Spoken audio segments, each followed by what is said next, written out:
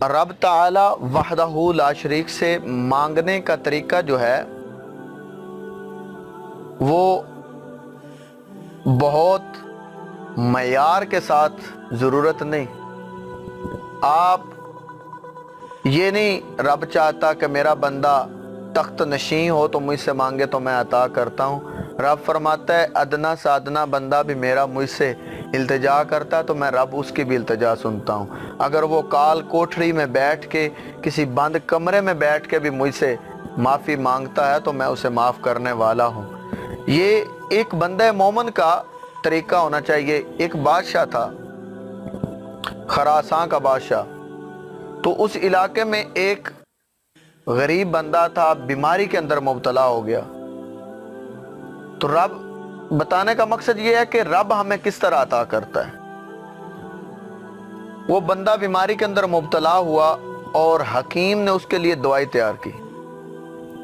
اب حکیم نے کہا بھائی تیری دوائی تیار ہو گئی لیکن ایک چیز کی کمی ہے، اگر وہ مل جائے تو پھر تیری دوائی کمپلیٹ ہو جائے گی، مکمل ہو جائے گی اور اس کا تو کورس کرے گا تو ٹھیک ہو جائے گا.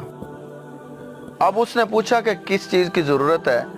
تو حکیم نے طبیب نے کہا کہ اب اس میں جو شہد ہے اس کی ضرورت ہے. وہ موسم بھی نہیں تھا شہد کا. اب تو چونکہ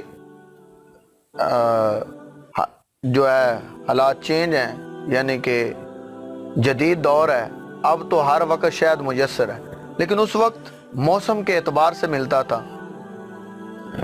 تو وہ غریب انسان جگہ جگہ گیا، جا کے وہ شہد پوچھا، نہ ملا.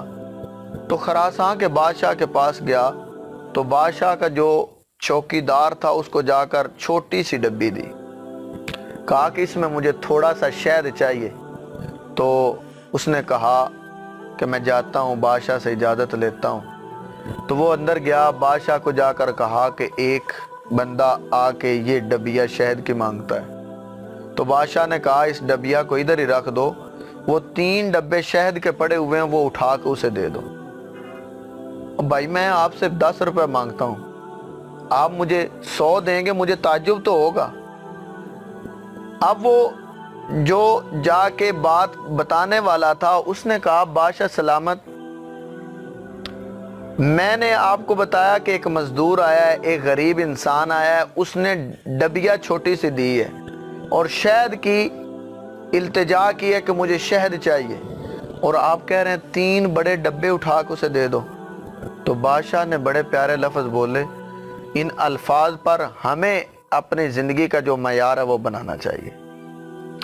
کہ بادشاہ نے کہا وہ تو غریب ہے، وہ تو لاچار ہے، اس کو تو جتنی ضرورت تھی اس نے اپنی حیثیت کے مطابق مانگا، اور رب نے مجھے تخت نشین کیا، مجھے چاہیے کہ میں اپنی حیثیت کے مطابق دوں. ہمیں رب سے مانگنا وہی چاہیے جو ہماری حیثیت ہے، اور ہم مانگتے بھی وہی ہیں، اپنی حیثیت کے مطابق مانگتے ہیں، اور رب اپنی رحمت کے صدقے اپنی شان کے مطابق بندے کو نوازتا ہے. تو اللہ تعالی ہمیں اچھے طریقے سے رب وحدہ لا شریک کی بارگاہ میں التجائیں کرنے کی، رب وحدہ لا شریک کی بارگاہ میں جھکنے کی، سجدہ ریز ہونے کی، رکوع و سجود کرنے کی توفیق عطا فرمائے.